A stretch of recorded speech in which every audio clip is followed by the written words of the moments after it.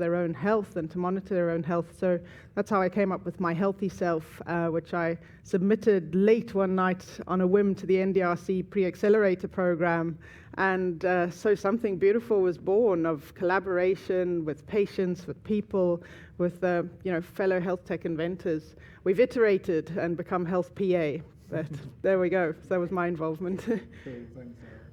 I suppose my idea is to focus on providing patients with greater transparency and simplicity around how they understand health costs and pay for those health costs. And for me, that came from my own experience. So back in 2013, I welcomed my new bundle of joy and kind of thought that my private health insurance covered everything. And with a rude awakening, realised it didn't. So that kind of put a lot of different spins on that experience, and that idea kind of bore into fruition. And one night I was going home on the bus, a simple commute to and from work, and I seen an advertisement on LinkedIn, and I simply applied. And ever since, I haven't looked back. It's been one of the greatest experiences I've ever had to be part of the Pre-Accelerator program with the NDRC and with such wonderful people. That's really good to hear. So I guess we'll start at this end and go through, what's the thing that you've seen in the last 18 months maybe not in Ireland, but from a tech point of view, that you think has the most possible impact into health? Maybe something you've seen here or something that you've just seen, and so that in health could make a difference. I suppose I come from a finance background, and sometimes in health, cost can be an ugly word. But I suppose we have to understand that in order to generate income, in order to deliver services, we need income and we need financing for it. I would have worked in the States for a number of years in terms of looking at how they manage their health services. And I came across a particular piece of software that was allowing hospitals to understand exactly how much each patient was costing, and to be able to produce a bill at the end of that patient's stay in real time and inform the patient of that during the course of their stay. So it kind of took the bill shock out of it. It increased the patient's experience and understanding of the different values and costs associated with their treatment, and assisted the hospital in terms of expanding and deliver better services then as well. Thanks. Sarah? So I think one thing that really surprised me, and relatively simple technology-wise, was Dr. Mia Hannan, who has a practice in Manchester, has technology that allows his patients access to their records through a login, private login, and that to me was revolutionary, allowing you into that private GP space. But his experience has been unbelievable, and that to me was really exciting, using something simple as well. Yeah, it makes sense. Ben? I have very little previous experience in the medical world. The sheer appetite for innovation has amazed me. Literally every day I'm involved in this, I'm seeing, even just yesterday I saw a live demonstration of a product called SwiftQueue, and as someone who's listened to parents and grandparents give out for a long time about how long they spent in waiting rooms, it just seems such a wonderful, practical and effective solution. Cool, makes sense. He stole my answer. How much does SwiftQueue pay you? Yeah. Well, I suppose SwiftQueue would have been one that I've seen that how it's changed the experience of clinics, and even predictive analytics to make suggestions for organisations how they can improve access to appointments. But another one was only yesterday, SilverCloud. I thought that was absolutely amazing, how using interactive platforms and also one-to-one contact, how it's changed care. I thought that was extraordinary. It's really good to hear this. One I suppose that's kind of particularly relevant to what we're doing is, as far as I can remember, it's called the Gyro Spoon. So it's literally a spoon that shakes to kind of counteract the tremors that people with Parkinson's get in their hands. And it drastically improved their ability to eat, because tremors would have an impact on whether or not they can use cutlery properly and things like that. But yeah, it kind of went viral on Facebook a few months ago there, but what you could see from it was that it's so simple, like, but it made a massive difference to such a kind of a routine daily task that made a huge difference to their quality of life. For me, it was actually a company that came out of Philadelphia. So using the power of this connectivity we've generated over the years with the internet, and they used basically a platform to allow oncology patients to connect with each other, and they all actually turned into each other's support group when they're going through the process. And some people were more advanced and some people were starting, but it was a way for people to share their emotional weight of going through the process that they never expected to be in, and that's where the power of technology and connectivity, I think, can really shine through. Cool. And so you all now have a company, you all now have an idea. Some of you came with those companies and ideas already. Just briefly, what's next for your idea, your company? What are you going to do in the next 12 months? What's 17 bringing for you? The healthcare sector is complex. It's you don't build something and put it out there. There's a validation process. You have to show people the value, and then you have to show that when you're delivering the value, it's safe and repeatable and traceable. So for me, being a hardware company with its software back end on it, we have a prototype, software's there, hardware's there, now we need to go through a validation process, prove what we feel we know on a higher level, and execute on that value. So I suppose we've had a very exciting time since the end of the accelerator. So during the NDRC accelerator, we were running a crowdfunding campaign on funded.ie for €20,000. So we reached our target there, and what that will enable us to do now in January is to start refining the design, reiterating the prototype design that we have at the moment and that we've tested, and to do further tests on that, just to make sure that everything works. And that's kind of our next plan, I suppose. To develop the prototype, and it was great through the NDRC. I had an opportunity to meet Brendan Casey through SwiftQ, so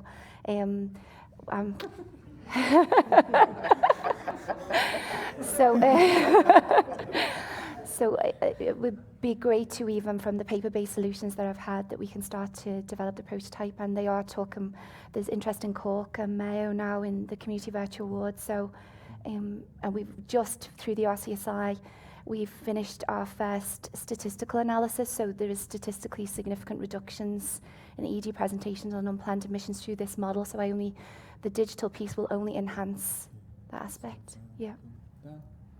We've just completed building our prototype platform, so I think we're looking at 12 months of iterations and fine-tuning it and making it as good as it possibly can be for the patient and clinician alike. So having integrated with Health PA, we're looking at the next stage of development for that and sourcing funding, looking at various application rounds for CSF, and more validation, get out of the building, talk to the people on the street, talk to the GPs, talk to the other healthcare providers. I think for me, this has been an idea that has sat on the shelf really for 3 years, and the past 2 months has really kind of brought it to life.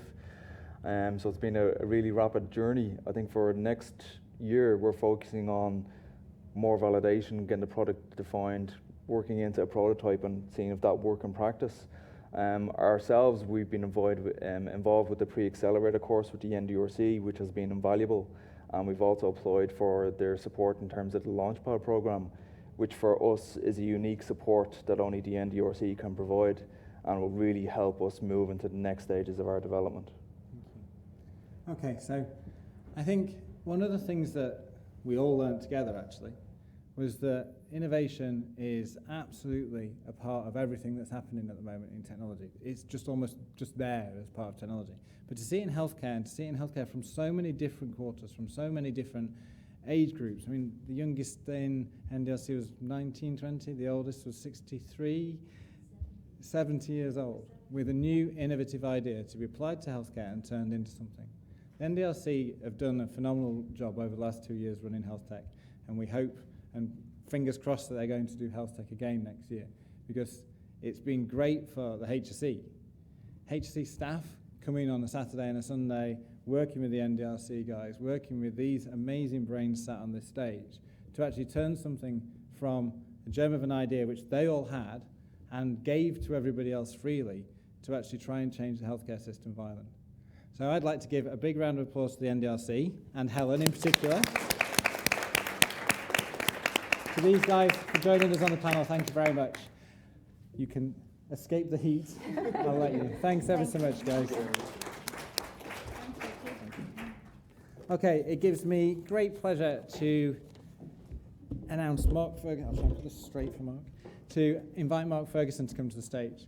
So Mark not only has multiple day jobs, but he is also the chair of the eHealth Ireland Committee. So when I announced Tony as my boss earlier, I can, I guess, to some degree, announce Mark as my other boss as well. So Mark Ferguson, thank you very much. Thank you very much indeed. I'm certainly not your boss, but I'm delighted to be here. So what I want to do in the next few moments is just say a few words about innovation in health, and then a bit about innovation generally, particularly from a kind of scientific perspective.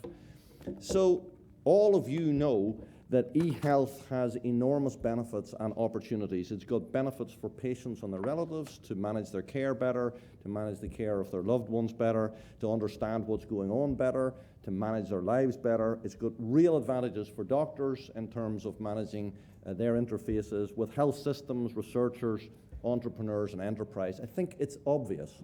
And because it's obvious, then you would have to ask the question, why have we not done more about it earlier? And I don't know the answer to that question, but what I do know is that we're now trying to do something about it currently. And I think that's really important. I think it's really important for all of the actors within the system, and it's very important for society. And it's about innovation. So if you ask about innovation, I was very interested to hear how people would define innovation. I mean, there is a famous definition of innovation, which is seeing what everybody else has seen and thinking what no one else has thought. And I mean, that's a sort of interesting view, but where does Ireland stand globally in research and innovation? Where's our international standing? So there are many ways of looking at that. If you look at the middle ranking here, in the world, of which there are a large number of countries, Ireland is number 7 in the world by the Global Innovation Index. Not bad for a small country. If you look at another measure of innovation, which is how highly cited publications are in the scientific or medical literature, then Ireland's standing is in the top 20 in the world. We've consistently gone up every year since 2011, and this year we're ranked number 10, which is pretty good. And then if you look at the individual rankings, there are sector-specific things where we're in the top 3: nanotechnology, animal and dairy chemistry, immunology, really strong in Ireland, material sciences, agricultural sciences, mathematics, and so on. And they bounce around every year, but they're always within the top 3. And then if you look at a couple of other interesting things, this is probably the most discriminating measure of the importance of scientific research. And it's asking the question, in any country, what is that country or that funder's share of the top 1% of the most highly cited papers in the world? So you're not talking about the top 10%, you're talking about the top 1%, discounting 99% of the others. So that's the most challenging metric for what you might call breakthrough science, for things that are likely to have a major change. And if you look at the 2 highlighted bars that are there, then Ireland has in general about 1.54% of the citations. That's pretty good for a small country. And if you look at the people who are funded by Science Foundation Ireland, and since I'm a director of that, I'm biased, then we have 2.4% of the share. So we disproportionately contribute to the outstanding innovative research that's occurring in Ireland. And if you look at the bottom things, our 2 sister agencies in the United States, the National Science Foundation and the National Institute of Health, have between them 2.7 and 2.9%, and we are at 2.5%. It's within the same ball court. So we're in good company in terms of places to be globally by that measure. Now, this is a really interesting metric. And the top analysis here is from a company called PitchBook.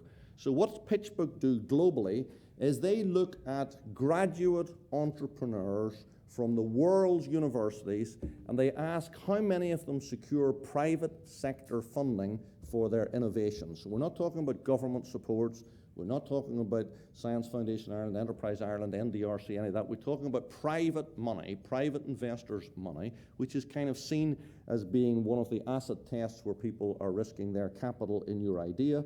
And in Europe, Trinity College Dublin is ranked number 1, the University of Oxford is ranked number 2, the University of Manchester is ranked number 3, the University College Dublin is ranked number 4, and the University of Cambridge is ranked number 5. Not bad for a set of entrepreneurial rankings. We have one Irish university above both Oxford and Cambridge, and another above Cambridge. So it's a good place to be.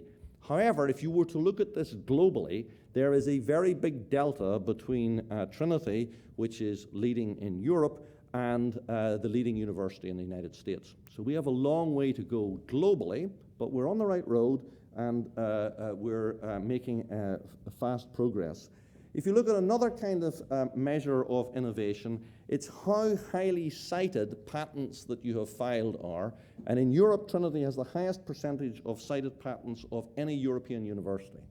That's really important. People file patents, but they're often not exploited, or they're often not cited. That's a good measure. And Ireland has more top 100 innovative universities per capita than any other European country. So there's a whole pile of stuff that basically tells you that in the global sphere of innovation, Ireland is doing pretty well. Of course we can do better. We can always do better, but we're not at the bottom of the pile. We are an innovative nation.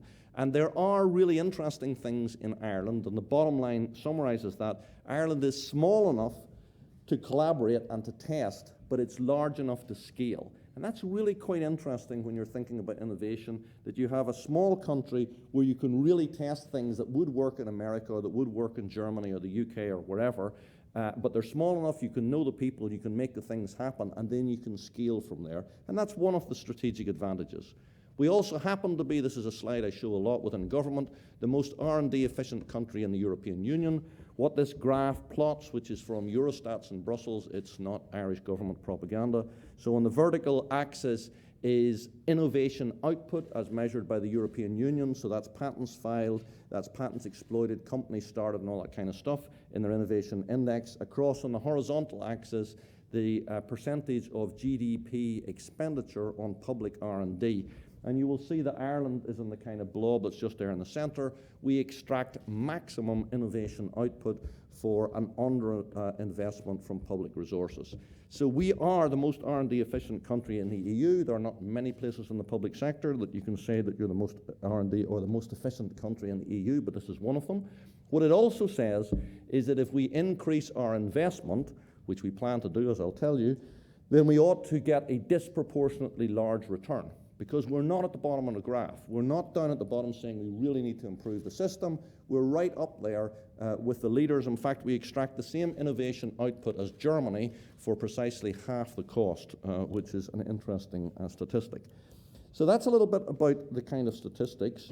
Now let me say a little bit about what Science Foundation Ireland does in innovation and how that may relate to some of the things that you're interested in. So Science Foundation Ireland makes grants to public institutions, universities, institutes of technology, research institutes in Ireland. It's all competitive, fiercely competitive. It's all internationally reviewed for merit. That means scientific excellence, and it also means impact, which trains people, builds infrastructure, produces results, transfers that output into products or processes or improved policy. We love to leverage other people's funding, so we love to fund things. We particularly love non-Irish taxpayers' money, so we like European Union money, we like charitable money, rob a bank, whatever. It's not another pocket of the Irish taxpayer. And we like a lot of collaboration between institutions, with industry, internationally, and so on. And we try to be open, agile, and entrepreneurial as the people that we serve.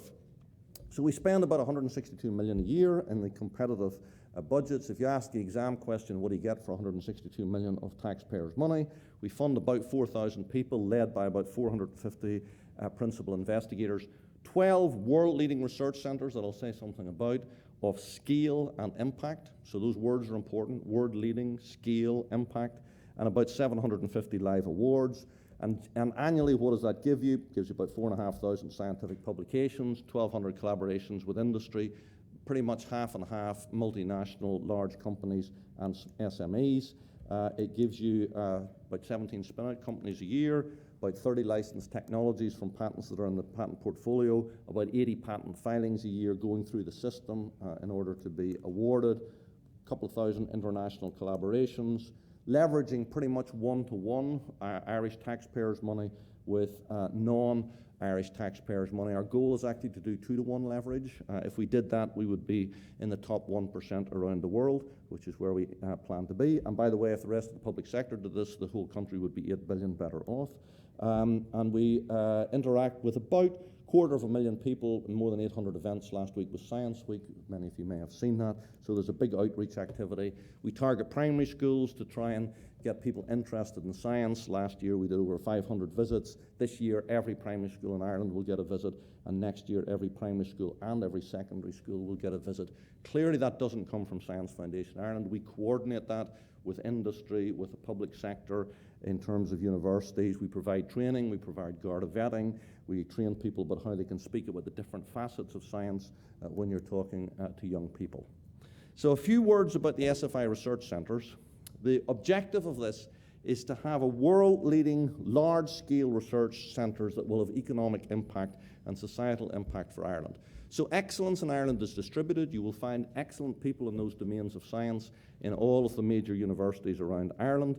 And so we mandate that all of the excellent people have to collaborate, and they have to collaborate with industry and with entrepreneurs. We want to maintain and enhance the research excellence. We absolutely want to increase the amount of industrial and commercial funding and spin-out companies. We want to attract companies, we want to grow companies, we want to scale companies, we want to form companies, and we want to leverage the Irish taxpayers' money. So this is about 350 million euros over 6 years for these 12 centres, matched by 190 million euros co-investment from over 250 industry partners. So this is a public-private partnership. Supports key growth areas, which I'll tell you about, directly supports a bunch of jobs, and has really key performance indicators. And what are they? So the first one is ADAPT, which is the Centre for Global Digital Content and Engagement. So this is all about digital technologies that's of interest in the health sphere to some people here. AMBER is about advanced materials, including biomaterials and nanomaterials. APC is about gut microbe interactions, again in the health space, hugely growing area of the microbiome, about how the bacteria that are in your gut actually determine quite a lot about your health and how you can modify that with both diet and pharmaceutical treatment. Really important for many sectors, the food sector, the pharma sector, and so on. Connect is about the future Internet of Things, so it's all about broadband and the Internet of Things network, again, really important in health area. Curum is about medical devices, again, important. ICRAG is about applied geosciences, so that's oil, gas, hydrocarbons, and wastewater. Infant is about disorders of pregnancy and the first 2 years of life. One of the most innovative groups in the world in terms of non-invasive monitoring of babies who are not yet born, infants who are born, how you can determine things like seizures when babies don't talk, how you can deal with preeclampsia, which is an extremely common condition of premature birth, a really world-leading centre with great application in both the developed and developing world. Insight, which is about big data analytics. It's actually Europe's largest big data analytics centre, 800 people, looking at how you harness the power of big data.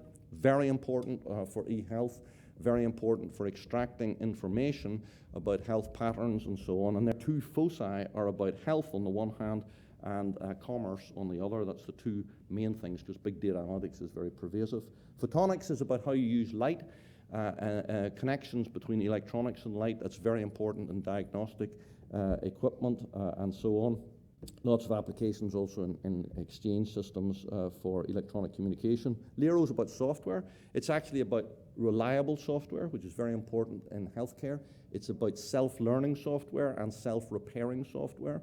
So this is software that goes in space missions, for example, for NASA, that would be in autonomous vehicles, where the reliability of the software is really, really important because and it needs to learn and it needs to adapt, and sometimes there aren't any humans there to do that.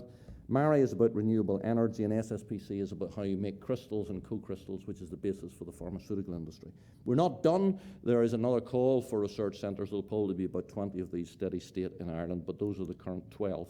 They're very entrepreneurial within there, and we will launch what we're going to call an entrepreneur program. You'll see that come out next year, which is where there is an entrepreneur who has an idea and they would like to harness some of the infrastructure and know-how that's within those centres, where they will be able to go into the centre, use that, and then come back out again with their company. So they're sort of transient people within the centre.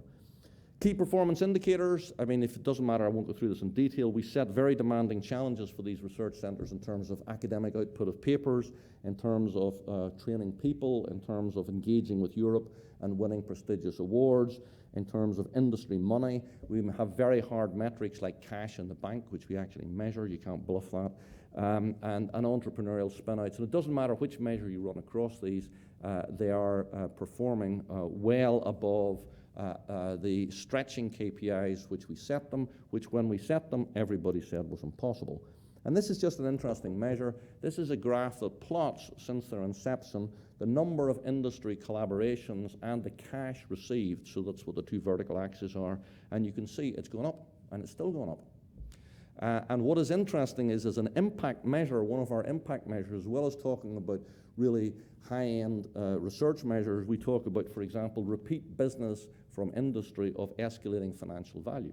Because that tells you something about people's impact. If a company's been along and they've co-funded something for, say, 200,000 euros, and they come back and co-fund it for €1 million, and then they come back for 10 million euros, it tells you that somebody has had a good experience. And the graph there tells you where those companies are located. They're located all over the world.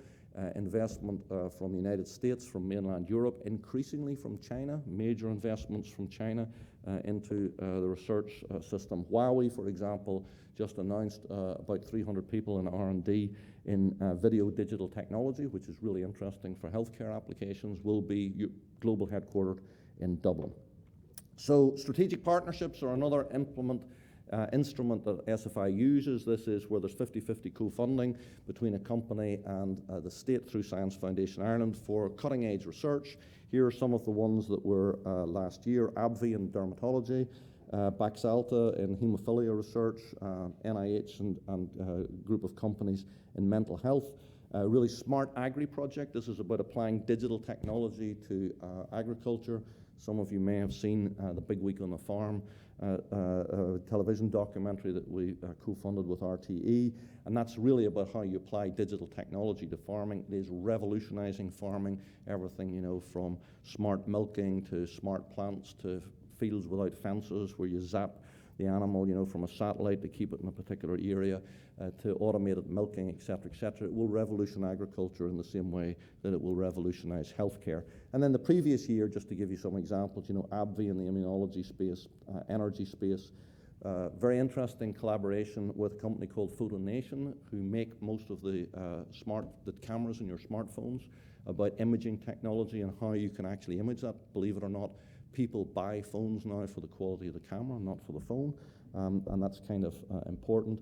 And then a partnership in the health area, which is a really interesting one, in the Blood Cancer Network, where we partnered with the Irish Cancer Society, a charity, a bunch of pharmaceutical companies and ourselves, roughly in about one-third funding, to give patients with blood cancers access to early stage phase 1 clinical trials, where the industry gets well phenotyped and genotyped patients, and where we establish a biobank of stuff to inform future discovery. So it's kind of win for everybody: early access for the patients, companies getting phenotyped patients, and advancing the science in terms of what you collect from the patient.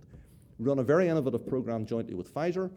This is a call, it's an open call that's administered jointly in areas that are of interest with Pfizer. They co-fund it with us, and they also allocate headcount at Grange Castle, which is a big facility just outside Dublin, in the biotherapeutic space. There are molecules now progressing into clinical trial that have been discovered, developed in Ireland, which is cool, and I'll be really pleased when some of those actually hopefully get to approval, and you can say this was invented, commercialized, and taken to market and manufactured in Ireland. And they've also added headcount, which is also important for the economy. So not only is this driving innovation and driving excellent science, it's also driving employment, because of course they have to manage those projects. And that becomes very important for Ireland's economy, that we really have those high-end innovation pieces. International partnerships are very important.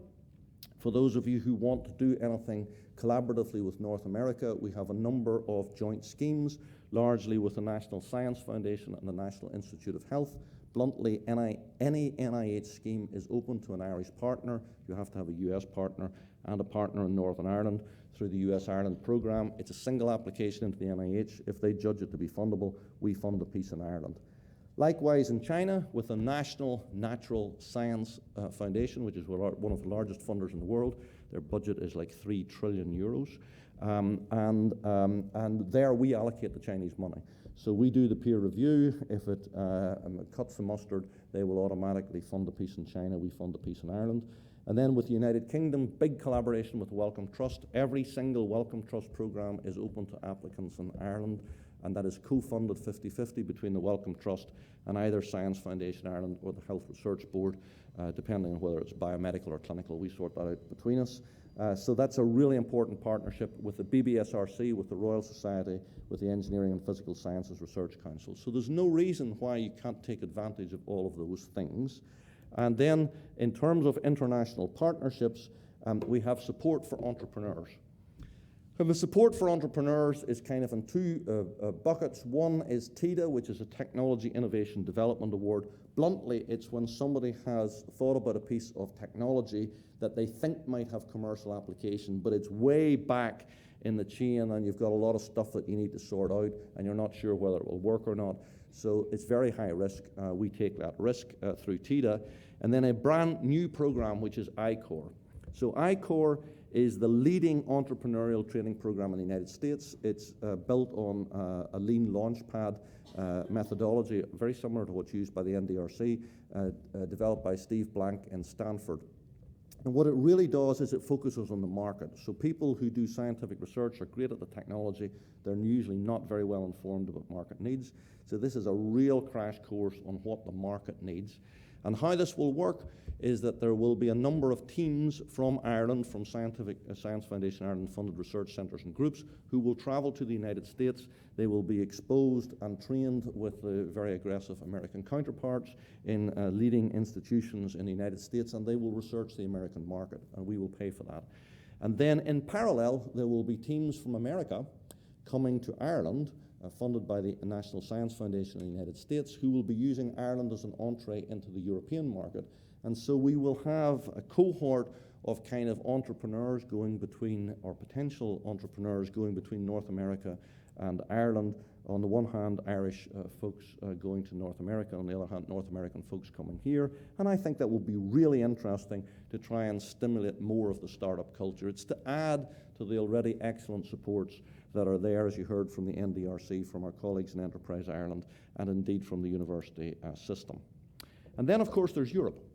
So Ireland is in Europe, and the Horizon 2020 program is really important. It's the largest research and innovation program in the world, 80 billion euros.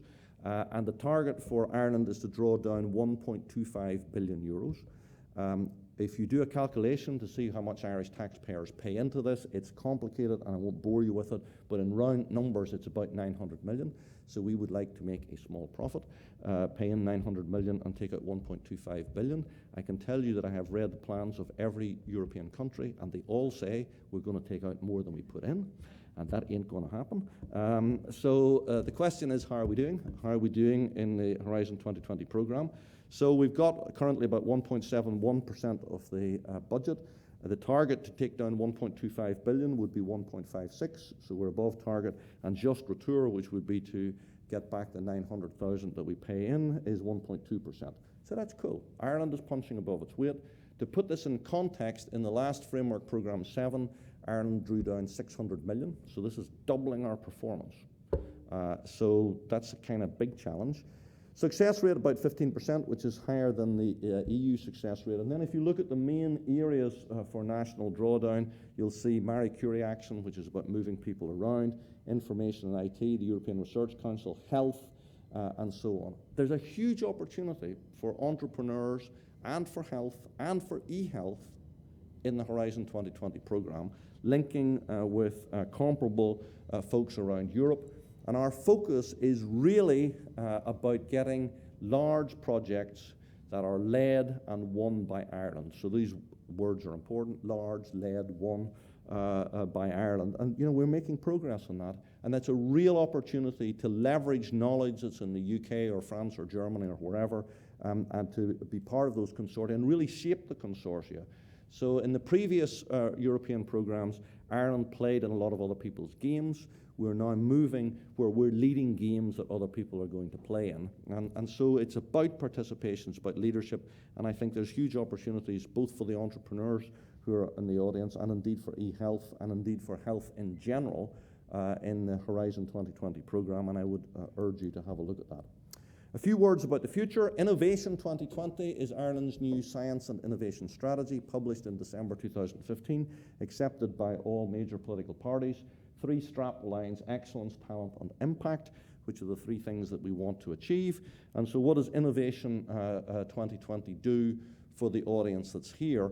Well, one of the things that it will do is introduce a major new funding scheme for challenge-based funding. And I am very, very keen on this, because currently there are groups of people who are not captured within the current funding system. The current funding system does well for universities, it does pretty well for companies, but if you're an inventor that's in neither of those 2 camps, your access to public supports is more limited. So what challenge-based funding will be about is setting a challenge. The challenge can be short-term or long-term. It can be economic, it could be societal, it can be health, it could be the environment, it could be whatever. And what you do is you fund teams of people and a stage gate process with a kind of prize at the end. The prize may be money, it may be a change in the law, it may be a number of stuff. And if you think about it, here's an example. This is from Nesta in the UK. If you wanted to fund a challenge to make bicycles less pinchable by thieves, and you ask the question, who knows about bicycles? Well, clearly at the top, research and policymakers. They'd be the traditional people you would fund. Obviously, people who ride bicycles kind of know about that. People who sell bicycles know about it. People who steal bicycles know about it. People who design bicycles know about it. The police know about it. So there's a number of people who kind of know about this. And that's what challenge-based funding does. Challenge-based funding says, this is the challenge, this is the kind of prize, the teams are flexible, there's some funding at different stage gates, the teams can dissolve and reform, and there's a kind of funnel-based process until you get to a solution. The Irish challenge-based funding will be modelled a little bit on Nesta in the UK, and predominantly on a programme in Denmark called IKNOW Plus. So IKNOW Plus is a really interesting scheme. To give you examples of that out of the Danish system, you know, one of the challenges is how do you move a container from Denmark to China at 5% less cost and 10% reduction in carbon footprint. A kind of cool thing, and you can imagine what that can be. It can be everything from enhancing fuel consumption, painting, you know, more efficient logistics, whatever. And then another challenge is in Denmark, the number of pigs. Pigs are very important to the Danish economy for bacon. You've probably ate quite a lot of that. And the number of pigs you can keep per hectare of ground is regulated by law. The reason for that is that pigs create excrement. The excrement can contaminate the waterways and so on. So there's a good reason for having a law that says you only keep so many pigs per hectare of ground. So the challenge there is find a way of dealing with the pig shit, literally, the excrement, and we'll change the law and allow you to keep more pigs per hectare. That has massive societal engagement. The prize is not money. The prize is the government saying, we'll change the law because the law exists for a reason. If you can take that reason away, then we will allow you to have major economic advantage. So you can see how this can play out in the health arena very easily in terms of both eHealth and various other solutions. So I'm looking forward to being able to launch serious challenge-based funding with an increase in our budget from Innovation 2020. So with that, I'll draw to a close, say thank you very much, and be very happy to take any questions.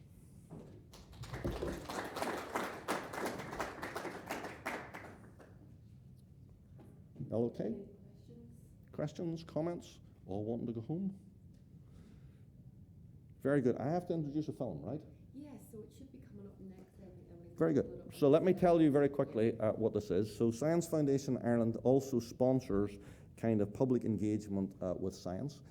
We've co-funded a number of people to make proposals to the film maker, to the National Broadcasting Authority, to get the funding, which is the big bucks to make the film.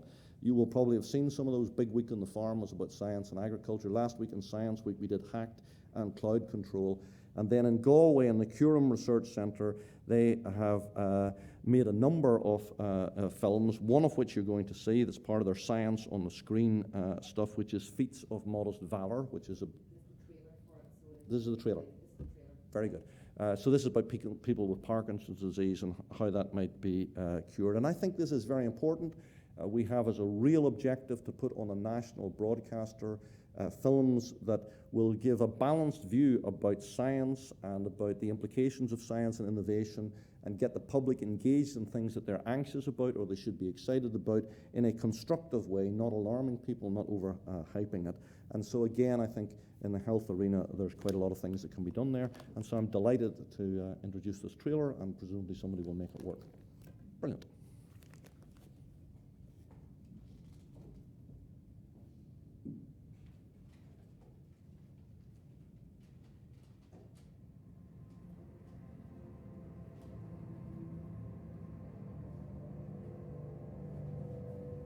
How we move, how we think, how we feel, how happy we are, how sad we are, all of those things are all controlled by the chemical signals in our brain.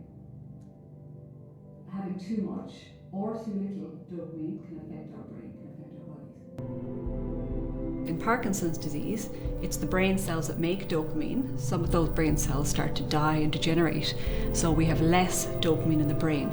So because we have less dopamine, patients with Parkinson's disease are not able to move as well, so they lose control of their movement, lose control of their motor function. Okay, do you see what I'm doing? Quick as you can and fast as you can. Keep going. Keep going. My first image of Tom Hickey, looking back at it, I think that he represents a kind of extraordinary, noble vulnerability. First thing that I asked when I realized that I have Parkinson's was, what bad thing have I done to deserve this, you know? No hotter crucial down was just as I could treat it. And then I failed to stop it progressing, you know. There's no cure. Nobody has figured out how to stop brain cells from dying. This is the natural biomaterial which we are using, and we use it because it's very suitable for implantation into the patients that we are aiming at. So we can make the gel at a consistency that matches the human brain. Exactly. The brain Mattrain implant will attempt to address several different features of Parkinson's disease at the same time. Because cells die in Parkinson's disease, we're going to transplant cells back into the brain. So you can see them over here. So all of these sort of triangle-shaped dark cells are the dopamine neurons that we've transplanted into the brain. Once we can establish that we can deliver everything safely, then can they actually work? Do they slow the disease? And can they restore function?